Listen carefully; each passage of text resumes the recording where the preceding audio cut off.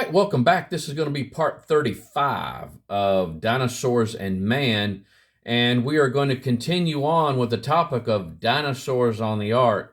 And so, even though these parts, I think this is the fourth part of this block, this section right here, even though we haven't talked a whole lot about dinosaurs on the ark, there's questions that have arose when I'm talking to people about dinosaurs in the ark. These are questions and topics that are brought up. And so some of the stuff I just thought it was just good information to add in because it's what's talked about in Scripture whenever God is telling them what type of animals to bring on the ark. He's saying kind, and we've looked at those scriptures before. If you notice in the Bible, it says kind. In the creation account, he says kind over and over and over again, kind, kind, kind. And then when he tells them to bring the animals on the ark, he's doing the same thing. Kind, the kind of animal, this kind, the cattle after their kind, his kind after his kind, over and over and over and over, And so we want to ask, what is a biblical kind? And because you'll often will have debaters or scoffers will say, there's no way Noah could bring two of every type of animal that we have now. What they are referring to is two of every species, the species of animal. This is the be with the variety of animals. So you would have, let's just say, a pair of dogs, like wolves. Wolves is in the dog kind, and so you would have wolves. And so let's just say you got several dozen varieties, dozens of varieties of the dog kind. And so what they're saying is there's no way that Noah could bring two of every variety of the kinds of animals, which is true. He couldn't. And but that's not what the Bible says. The Bible states the kinds of animals. That shortens it up much, much more than what you would be thinking of species. So whenever we're talking about Noah's Ark and Noah being able to bring the animals on the ark, what are they talking about? Are they talking about species or are they talking about the kinds of animals? It makes a very big difference. And so that's what we're doing here is we're trying to differentiate between the two. And so I'm trying to clarify that because I hear that whenever people want to try to scoff and debate me. And but if you notice on the screen here, this right here would be the creationist view on, or the creationist side of taxonomy. And we talked about taxonomy before, how Carolus Linnaeus was the one that started that, put that thing together. And I thought he was on, personally, me, I think he had the right intentions on it. But again, it just got when mainstream secular science gets a hold of it, then they screw it all up and make it what it is today, which I don't think it's necessarily, awfully bad. I think it does have its place, and it does help us to differentiate the types of animals that we have. But there's only so far that you can go when then you start getting out of what the Bible, the biblical, the way that God would consider the animal kingdom. And so again, I don't. Now let me back up and say that I don't consider myself an expert in this. I want everybody to know this right now. Whenever you get into creationism and stuff, you kind of touch on a lot of different topics. And so I guess the best way to put it is you're kind of a jack of all trades, but a master of none. I guess if somebody has ever heard that before. Baraminology. Whenever you break up this word, you got bara, which is to create, mean is kind, and ology, which is a science or branch of knowledge. So when you put it together, it's the study of biblical kinds. And so this is where I fall into, is this area right here. And so now baraminology studies the biblical kinds of animals and plants and researching in the areas of hybridization, and we're going to talk about that.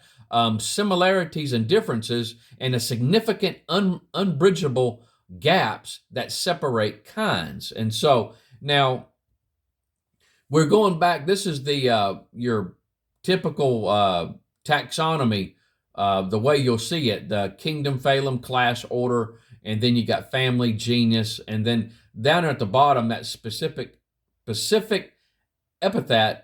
That right there is species for the most part. That's where you're going to find species at. Now, whenever we think of kind, we're right around the family. Right around the family of this chart is where you're going to find when you're trying to put in the biblical kind, looking at the taxonomy chart that you'll normally see, it's going to be right at the family is where, and there's some debate on that, but that's what normally you're going to find it. So in this case here, that's where we're going to put it at, is the kind is going to be at the family. And what we defined a biblical kind is two different species that can produce offspring. And I'm going to define that a little bit more, and you guys will understand it. So let's just take those cats there.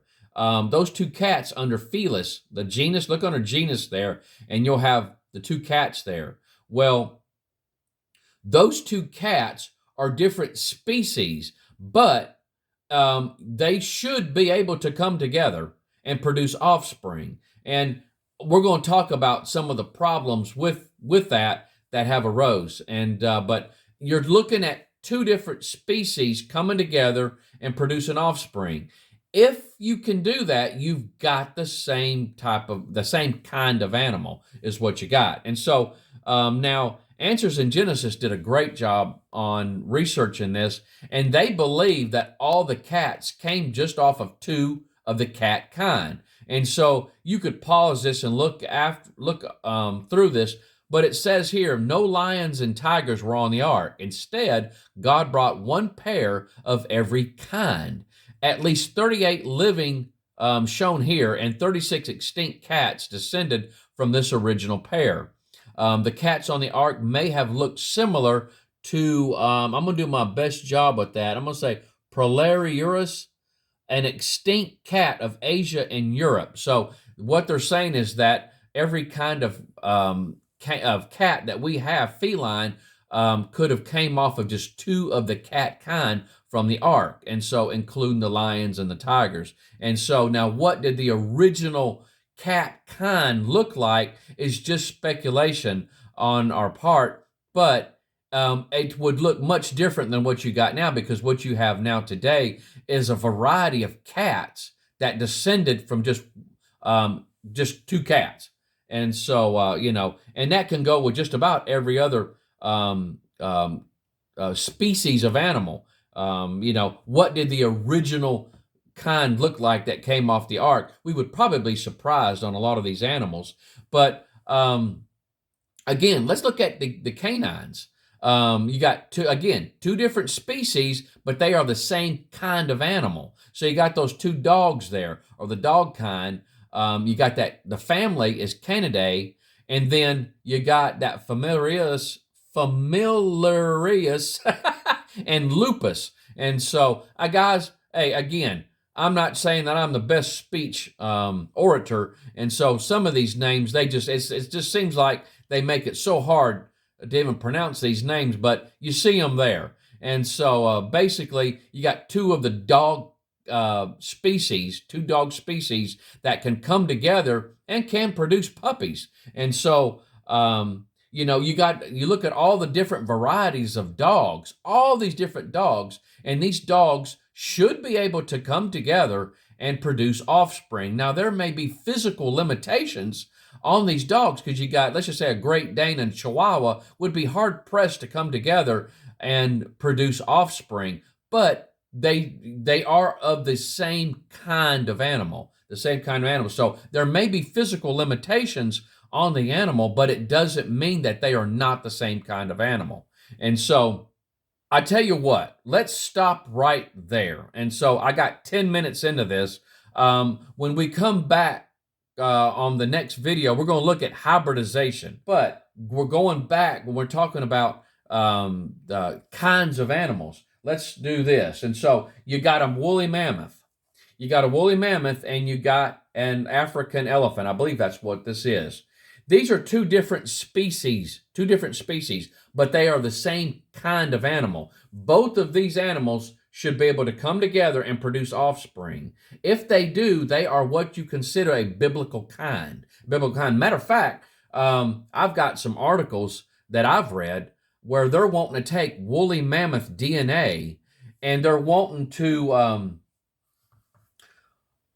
impregnate an elephant. I'm wanting to say they're wanting to impregnate an African elephant with the DNA from the woolly mammoth, and they're wanting to try to bring back the woolly mammoth is what they're trying to do. And so, now the only way they would be able to do that is if both of these animals were of the same kind. That's the only way you're going to do it. And so, again, two different species that can come together and produce offspring, you've got the same biblical kind of animal. And so, now, if that's being said, now you're just lowered the number of animals that's going to go on Noah's Ark significantly. And we're going to talk about that too, exact numbers. And so, but again, guys, when we come back together, we're going to talk about hybridization. And I may be looking at maybe 1 to 2 more videos, not counting this one, maybe 1 to 2 more videos. And I think we'll be done with this section here, but we're going to take our time with it. Don't want to rush through it. Okay. You guys take care. Bye-bye.